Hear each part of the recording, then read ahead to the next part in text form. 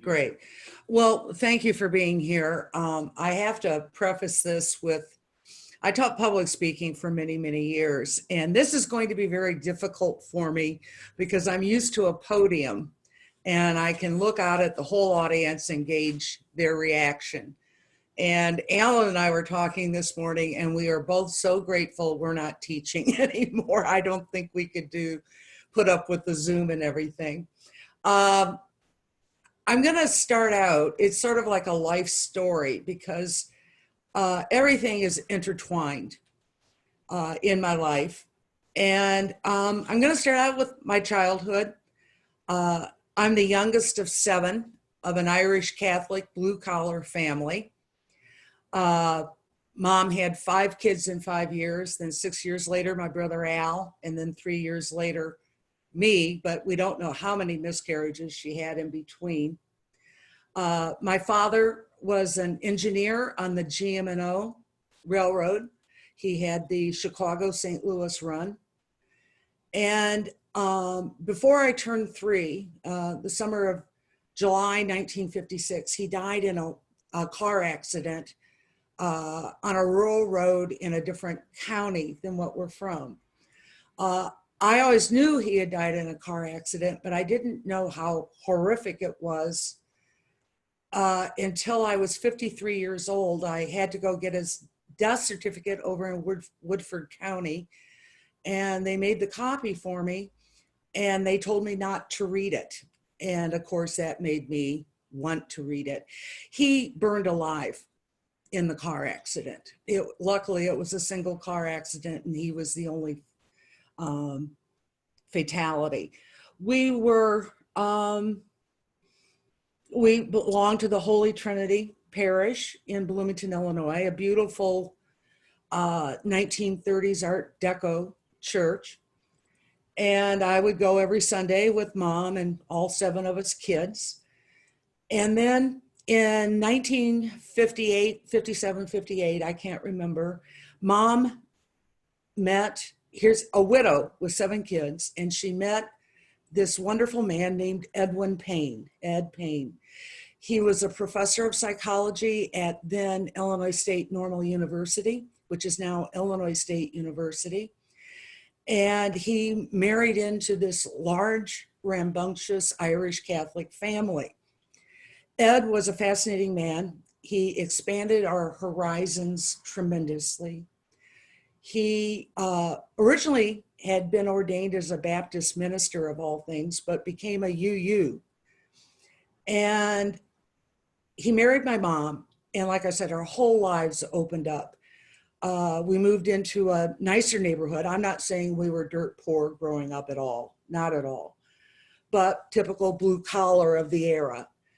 And we moved into a nice neighborhood that, you know, I just loved. And in fact, Alan and I bought a house just down the street from the one I grew up in 1977, I believe.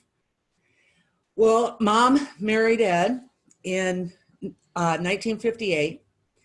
And my sister said the biggest influence that Ed had on them was the fact that he expected all of us to go to college.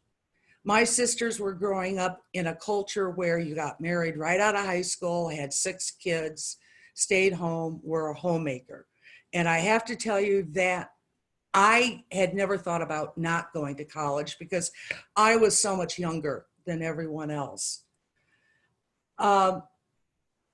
We still attended Holy Trinity. In fact, Mom and Ed got married at the rectory. And I had to go to catechism, good old Baltimore catechism on Sundays, because I went to public school. I put my foot down and said I was not going to parochial school. I'm, 6 years old. So anyway, preparing for First Communion. And Ed's mother, who was a charming woman, she lived in Jefferson City, Missouri. And she knew that First Communion was really, really big for a Catholic, for a 6-year-old Catholic girl. So she sent me a plate with the Lord's Prayer on it. Well, this led to my first incident with the Catholic Church because Grandma Payne sent me a plate with the Protestant version of the Lord's Prayer. And one day, Monsignor Sheedy was in our classroom and asked if anybody knew the Lord's Prayer. And of course, little Paula Conroy raised her hand and said, "Oh, I do, Monsignor, I do." And he said, "Okay, go ahead and say it, Paula." And I didn't stop, and I went on to, "and the power and the glory." And you have to understand, Monsignor Sheedy, I swear, I thought 7 feet tall, but probably only 6'2", 6'3", pure white hair, blazing blue eyes. And he said, "I knew I should have never let your mother marry that Protestant." Well, that sort of shook me to the core, upset me, because I loved Ed. In fact, I called him Dad since I didn't remember my own father. And so Mom was always involved in the Rosary Society at Holy Trinity. But then when she married Ed, she became involved for fundraisers and stuff at the UU. She was still taking us to the Catholic Church. Well, I used to tag along with them to these events, and I met their minister, and I'm 7 years old. And his name was Bob Reed, wonderful, gentle, kind man. And I walked up to him, 7 years old, and I asked, "Do you have to believe that Jesus Christ is the Son of God to come to this church?" And he said, "No, only if you truly believe it." And I went, So the next morning was Sunday morning, and I walked down the staircase as usual to get ready to go to church. And I announced to all my siblings I was no longer going to the Catholic Church. I was going to the UU with Ed and Mom. So you can imagine they were flabbergasted, but I started going as a child. And I actually was in the choir. We had a children's choir, but I was told to stand in the back and mouth the words. So anyway, so I joined there, did RE, part of the choir, just loving it. And during this time, I was developing a form of being an agnostic, as much as a 7 or 8 year old can do. Then Ed became quite ill. He had brain cancer. This was 1963. And he had 1/3 of his brain removed.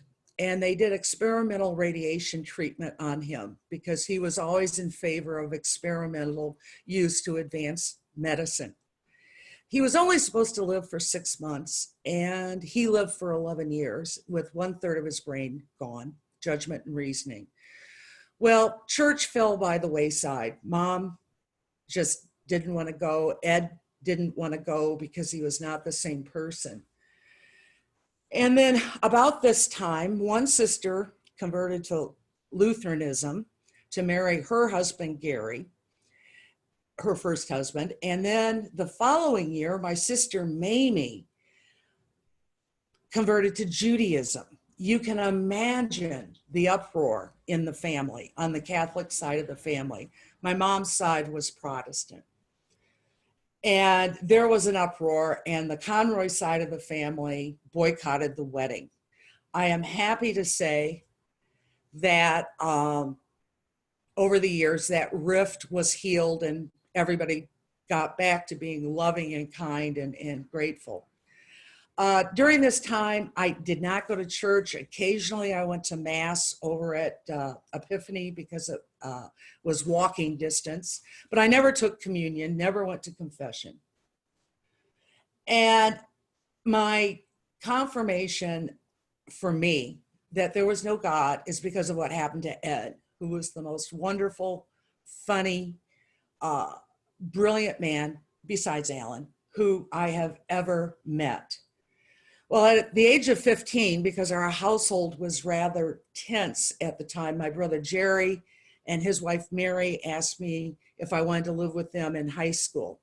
So I moved down to the St. Louis northern suburbs, Hazelwood to be exact, and I was not going to church. And so Jerry said I had to go to church to be a role model for his children.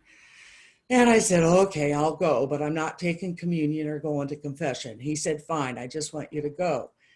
But I did join the CYO, and I met the most marvelous priest I've ever met in my life. His name was Father Harry, and he was a Jesuit, of course, and he was really involved in the social justice uh, end of the Catholic Church, which I have always respected and admired and has influenced me throughout my life. We would do a lot of things like go to the state hospital. Back then, the state hospital had a lot of children with Down syndrome and various mental disabilities because people were told to warehouse their kids, not keep them at home. And so we would spend Saturday afternoons out there playing with the kids. Even went down into the Pruitt-Igoe area of St. Louis, handing out meals, that kind of thing. So one thing I loved about Father Harry, I was talking to him and I said, you know, I really feel uncomfortable coming here because I don't believe in God and I don't believe that Christ is the Son of God. And Father Harry said to me, I still can't believe it, he said, Paula, that's fine. Our church needs doubters for us to change. And I've taken that with me the rest of my life.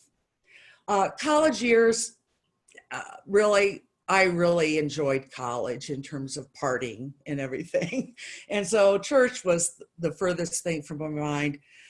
And then Alan and I met and we married in 1974 at the UU Church in Bloomington, Illinois, where our wonderful Rebecca Gant is starting her first settled ministry. And it was an interesting UU Church because it was founded by Jesse Fell, and many of you will not know who he is, but he was a very wealthy man, newspaper publisher of the Pantograph, which still exists. And he and David Davis, who was a judge on the circuit, circuit what? He was on the Supreme Court. Yeah. Anyway, he was a judge on the circuit that Lincoln was doing in Illinois, the law circuit. And so anyway, and Jesse Fell and some of his fellow Unitarians talked Lincoln into running for president, which changed our history immensely. And David Davis became a justice on the Supreme Court under Lincoln. Then later on, I mean, Alan and I did not go to church at all, except for funerals and weddings and that kind of thing. And then I think we had just moved back from Taiwan and the girls were third, fourth grade, that kind of thing. And at the time, there was a heightened amount of proselytizing in public schools. And the girls, you know, would be asked, do you go to church? And they'd say no. And then a friend would invite them to different Protestant, basically evangelical churches. And Alan and I became concerned because there was an infamous big blue bus in Bloomington-Normal, and it was from the Calvary Baptist Church, with some of my evangelical cousins were members of. And it was just a horrific theology and everything else. And so we were afraid that one day that blue bus would show up at our doorstep. So we said, okay, let's go back to the UU. So we went back for a few years, and once again, you know, we were active in terms of fundraising and stuff like that. The girls enjoyed it. They liked learning about all the different religions in the world. And then, so we were there for about 3 years. And then in 2012, we decided to downsize, and our daughter is on the faculty here at KU. And we had thought, we had been here a few times in Lawrence, and we really liked it. It was a college town, but much more liberal than our college town. And the joke was we had spent so many years in that house and restoring it, getting, the porch back to original and all sorts of work on the house, that Molly said that, she says she didn't, but she did, that she was afraid whoever bought my house and our house, and if they did something I didn't approve of, I would firebomb it. So we thought, okay, let's just move out to Lawrence for a year. And we moved into a night, oh gosh, it was wonderful. 2-bedroom, 2-bath apartment, which is more like what we would call a condo in Illinois. And it wasn't really a senior-centric area, and we were having trouble making friends. So we thought, oh, let's try the UFL. So we went out there and enjoyed it, loved Jill's sermons. And then we took the new to UU class, which was sort of funny for me, but we went ahead and took it and became members, I think, in 2013. And we've been here ever since. Well, the year after we moved here, I think most of you know, our daughter Melissa moved back from Hawaii with our grandchildren. And everything was going well, and we were going to the UU church because, and then a year later, she had that horrific car accident and is paralyzed. And so Alan and I had to step back for a while, but we came back, and we've always appreciated everybody's support. And we're not very good at accepting help, but we really appreciate the thoughts that people, that people were thinking of us. Jill really helped me through this time because she helped me refocus that, instead of basically raising the grandchildren, seeing it as a burden, she told me to look at it. She asked me why I was doing it. And I said, well, because I hope that they will be civilized individuals when they grow up with a good sense of purpose and stuff like that. And so she told me to look at it as a gift I was giving to people. And that reframing made a complete difference in everything that's going on in our lives. And I have to say, being here has changed me dramatically. I've really taken to heart a lot of the lessons that I've learned. I especially, because I would freak out whenever I heard anything that was a Christian term.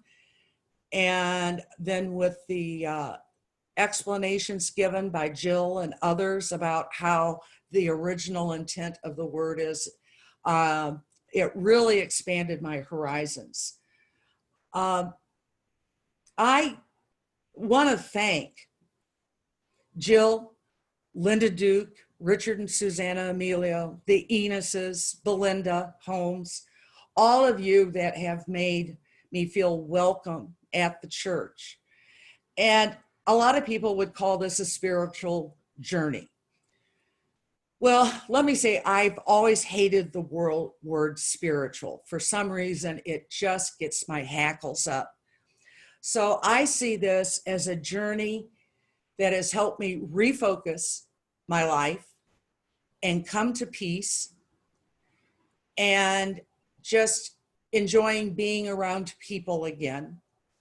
And if I ever have a spiritual experience, or had, it is in the Tobago Keys, snorkeling, looking at beautiful fish. So if John Brewer gets the spiritual experience from the rocket launch, I get it, if I can call it that, from being in my warm Caribbean waters.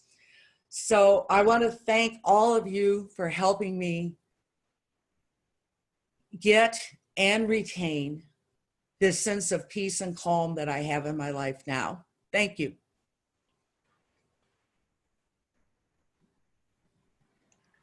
Thank you very much, Paula. That was terrific. Oh, thank you. You left out, I think, one important little sliver, or maybe it was a big sliver. You said we just got it back from Taiwan. Were you on vacation or sabbatical? No, Alan was a Fulbright lecturer at the Damjiang Graduate School of American Studies in Taipei. I'm sorry, I mispronounced it. And we lived there for a year. And excellent. And well, it's really funny is underneath us in our apartment. I think we were on the second floor. Anyway, underneath us Sunday mornings, this group of people would join for a Methodist church service. And of course, they invited us to join, but we said, no, thank you. We enjoy listening to the music.